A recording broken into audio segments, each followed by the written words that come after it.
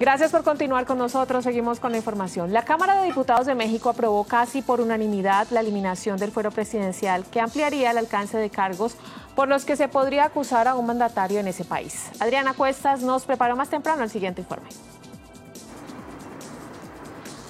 Como histórica, así calificó el presidente de México, Andrés Manuel López Obrador, la decisión de la Cámara de Diputados de eliminar el fuero presidencial, una decisión con la que en adelante en ese país un mandatario podría empezar a ser juzgado por delitos diferentes a los de traición a la patria.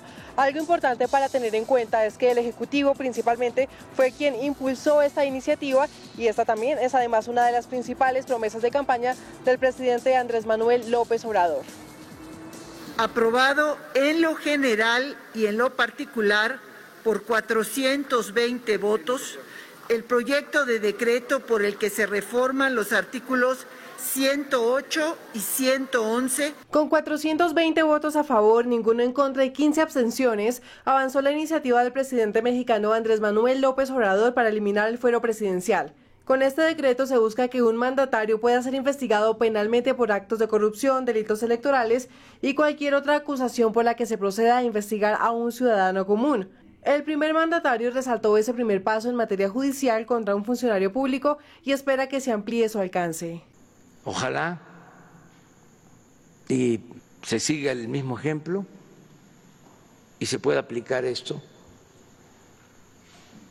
a otros servidores públicos. Si fuese el caso, para proceder contra un presidente, solo tiene lugar la acusación ante la Cámara de Senadores, quien dispondrá del proceso a seguir de acuerdo con la legislación penal. Sin embargo, la decisión de la Cámara de Diputados generó respuestas encontradas. En una reforma histórica y con 420 votos a favor terminamos la figura del presidente impune, intocable. Ahora podrá ser juzgado por corrupción, fraudes electorales y delitos por los que podría ser enjuiciado cualquier ciudadano. Adiós al fuero. Ningún ciudadano es procesado en el poder legislativo, sino en el poder judicial. Que el presidente lleve un proceso diferente al de un ciudadano no es quitar el fuero. No se puede engañar a México en estos temas. Esta es la segunda vez en la que se intenta modificar la Constitución mexicana en relación con el fuero presidencial. En la primera ocasión, los cambios hechos en el Senado no convencieron a los diputados y la iniciativa quedó congelada. Esta iniciativa pasará ahora al Senado, donde al menos 17 congresos estatales deben aprobarla, pues se trata de una reforma a la Constitución. De ser así, pasaría ya finalmente a la firma presidencial para ponerse en marcha. Para Hoy en el Mundo, informa Adriana Cuestas.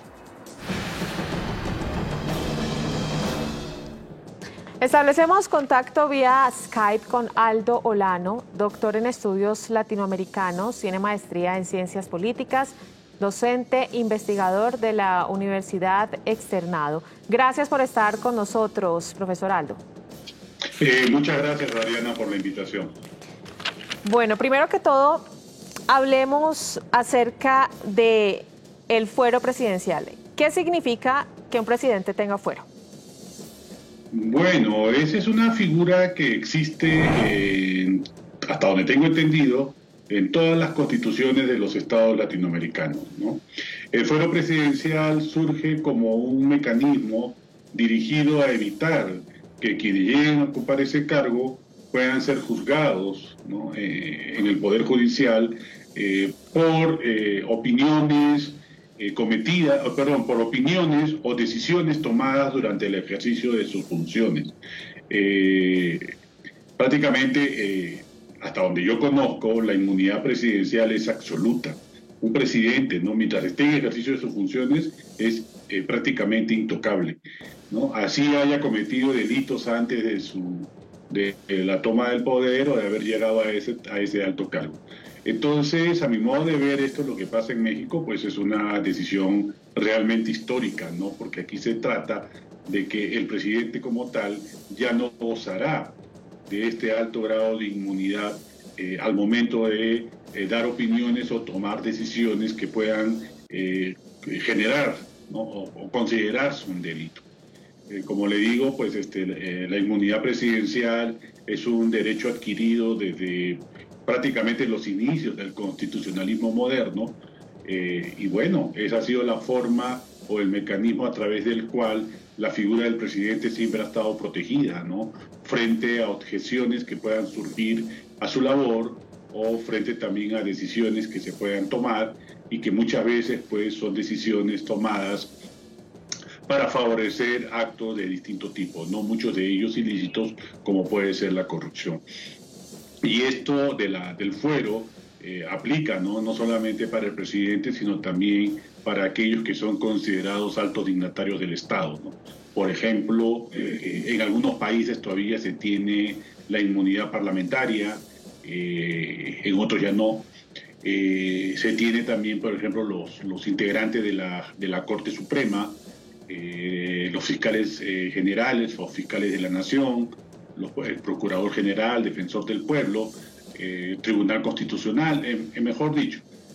Esta figura, pues como le digo, existe, ¿no es cierto?, justamente para defender a los integrantes de estas altas dignidades para defenderlos, ¿no?, de posibles interferencias procedentes de otros poderes del Estado, ¿no? Esto se dice que el fuero existe justamente para mantener el equilibrio de poderes y así evitar, ¿no?, que las personas que ocupan estos cargos puedan ser afectadas pues en el desempeño de sus funciones.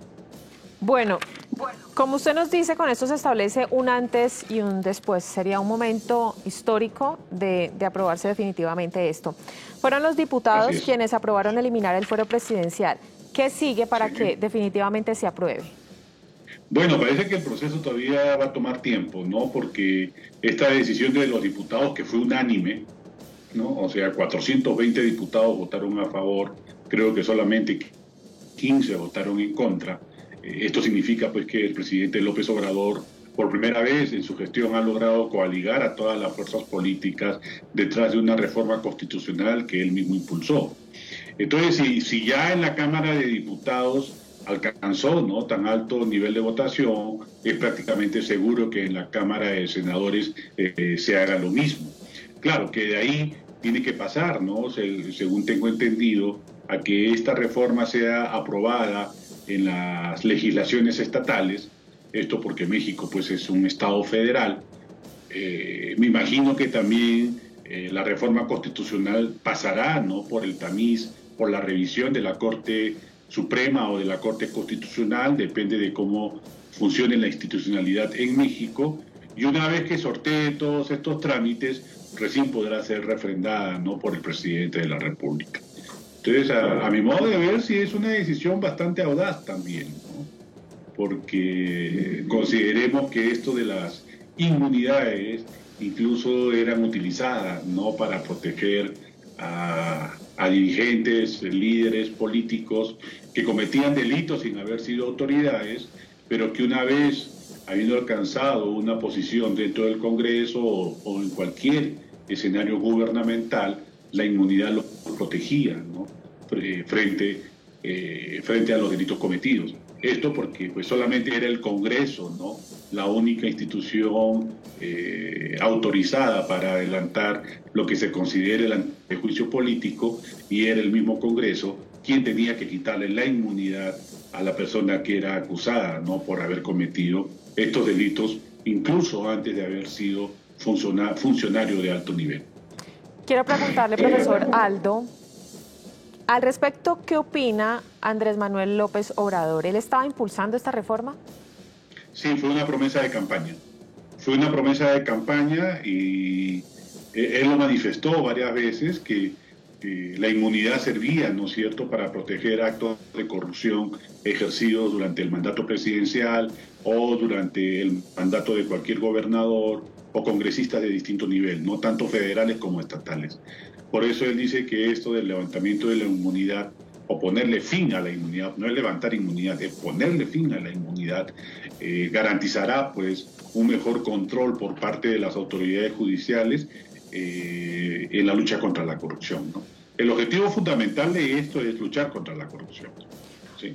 O sea, porque como le digo, muchas veces esto de la inmunidad era utilizado, ¿no?, para protegerse de múltiples delitos cometidos como autoridades, y claro, como sucede también, mientras terminaban su mandato ya el delito prescribía y el posible juzgamiento de quienes cometían estos delitos, pues se dificultaba demasiado. También por esos acuerdos o pactos implícitos, ¿no?, al interior del Congreso, donde pues los congresistas eran muy renuentes a levantar la inmunidad de sus colegas, porque también se visibilizaban, ¿no?, como posibles personas a ser juzgadas por los delitos que se podían cometer durante su mandato, ¿no? Esto realmente a mí me parece sorprendente, ¿no? Creo que es un gran avance dentro de lo que podríamos llamar el nuevo constitucionalismo latinoamericano. Profesor, ¿usted cómo califica la gestión que hasta ahora ha desarrollado Andrés Manuel López Obrador en México? Bueno, contradictoria, ambigua. Creo que lo que es política exterior muy rápidamente se sometió, ¿no?, a los dictados o al mandato, a la política exterior norteamericana, ¿no? En cuanto a lo que es política interna, si bien es cierto, él ha tenido mayoría en el Congreso, no ha sido capaz de adelantar políticas dirigidas, ¿no?, a mejorar la calidad de vida de la población. Pero hay algunos aspectos que son dignos de destacar, ¿no?, que tienen que ver pues también con la figura de López Obrador, ¿no? Por ejemplo, vender el avión presidencial, viajar y en todos sus viajes hacerlos en aviones comerciales. De todas maneras, él está muy sintonizado, ¿no?, con ciertas demandas procedentes de la ciudadanía, sobre todo de aquellos sectores más desfavorecidos de la sociedad, pero faltan cosas, ¿no? Faltan cosas que tienen que ver, pues, necesariamente con, uno, luchar contra la corrupción, y esta sería una de las primeras medidas en ese sentido, ¿no? Dos, adoptar, a mi modo de ver, Adriana, creo que tampoco ha adoptado una política distinta contra aquel factor, ¿no?, que ha incrementado de manera considerable la violencia en México, ¿no?, y es la lucha contra el narcotráfico.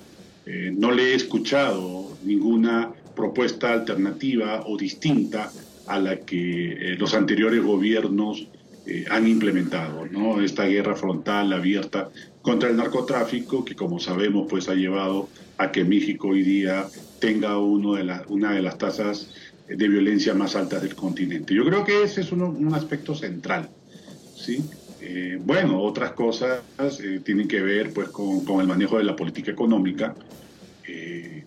No ha habido un aumento de salarios que pudiera decirse pues ha mejorado, ¿no?, la calidad de vida de la población.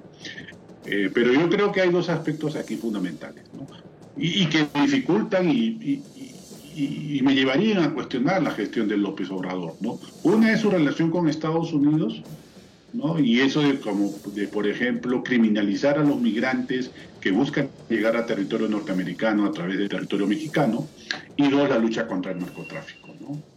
No hay una propuesta distinta, no hay una propuesta alternativa, y eso, a mi modo de ver, es también una promesa incumplida, si se quiere. Yo creo que hoy, en los tiempos actuales, es muy importante manifestarse de manera abierta alrededor de estos temas, ¿no? Sí, pues profesor, infortunadamente se nos ha acabado el tiempo, pero le agradecemos por estar con nosotros en Hoy en el Mundo. Es Aldo Olano, doctor en estudios latinoamericanos, tiene maestría en ciencias políticas, es docente investigador de la Universidad Externado. Gracias por estar con nosotros y feliz noche. Muchas gracias, Adriana, por la invitación y hasta una próxima oportunidad. Por supuesto, así es. A nuestros televidentes los invitamos para que continúen con nosotros, para que nos sigan a través de nuestras plataformas virtuales. Nos encuentran en Instagram o me encuentran también en Twitter como @cablenoticias y como @lachilito. Ya volvemos.